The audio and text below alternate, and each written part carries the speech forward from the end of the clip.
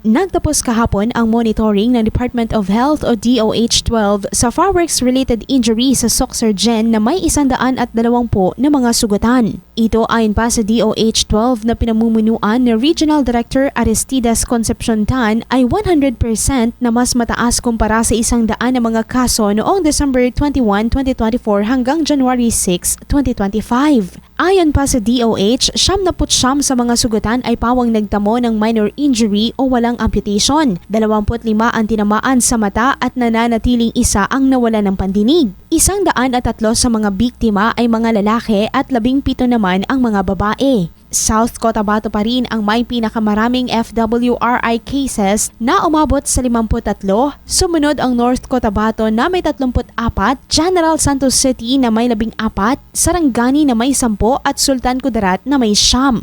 Pinakamarami sa 28 sa mga biktima ay gumamit ng quites, 20 ang 5-star, 17 ang triangle, 9 ang boga at 7 ang piccolo.